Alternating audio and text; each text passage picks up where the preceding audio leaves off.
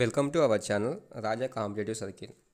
ఈ వీడియోలో మనం ఎస్ఎస్సి, ఎంటీఎస్, సిహెచ్ఎల్, సిజిఎల్ మరియు ఆర్ఆర్బి ఎన్టీపీసీలో ఫ్రీక్వెంట్గా అడుగుతున్న కొన్ని ఇంపార్టెంట్ స్పీచ్ని చూద్దాం.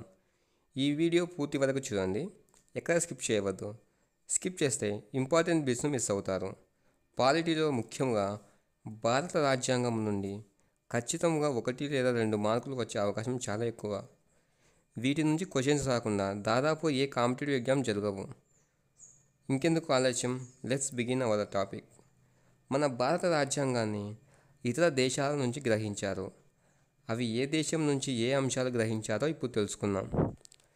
మొదటగా రష్యా రాజ్యాంగం ప్రాథమిక విధులు, సామాజిక, ఆర్థిక, రాజకీయ న్యాయంను గ్రహించారు. నెక్స్ట్ వన్ అమెరికా రాజ్యాంగం.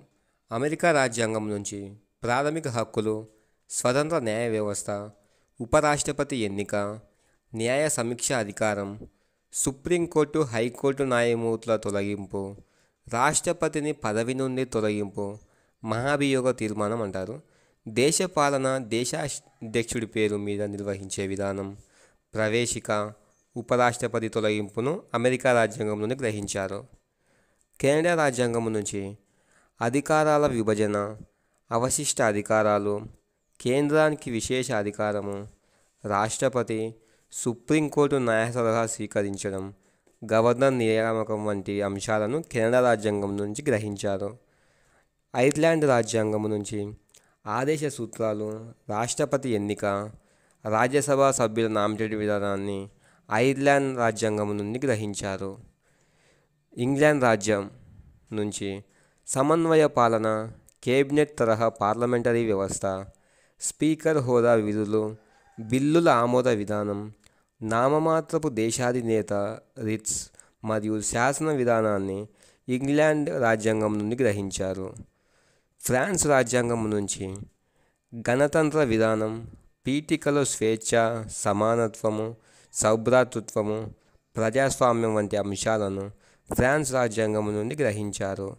జర్మనీ రాజ్యాంగం నుంచి అత్యవసర పరిస్థితి, అత్యవసర పరిస్థితులలో ప్రాథమిక హక్కులను రద్దు చేయు అధికారం పార్లమెంటుకు ఉంటుందని జర్మనీ రాజ్యాంగం నుంచి గ్రహించారు.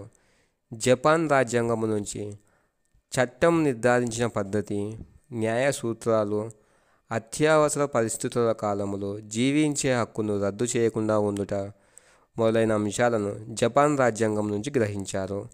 ఆస్ట్రేలియా రాజ్యాంగం నుంచి ఉమ్మడి జాబితా, పీఠికలో వాడబడిన భాష, ఉభయ సభల సంయుక్త సమావేశమును ఆస్ట్రేలియా రాజ్యాంగం నుంచి గ్రహించారు. దక్షిణాఫ్రికా రాజ్యాంగం నుంచి రాజ్యసభ సభ్యుల ఎన్నిక, రాజ్యాంగ సవరణ విధానం గ్రహించారు. నార్వే రాజ్యాంగము నుంచి రాష్ట్రాలలోని దిగువ సభ సభ్యులు ఎగువ సభ సభ్యులను ఎన్నుకునే పద్ధతిని నార్వే రాజ్యాంగం నుంచి గ్రహించారు. ముఖ్యముగా 11 దేశాల నుంచి భారత రాజ్యాంగమును గ్రహించారు. Thanks for watching. ఇలాంటి మరిన్ని ఇంట్రెస్టింగ్ టాపిక్స్ మిస్ కాకుండా ఉండాలంటే వెంటనే మన ఛానల్ని సబ్స్క్రైబ్ చేయండి, మీ ఫ్యామిలీ అండ్ ఫ్రెండ్స్కు షేర్ చేయండి.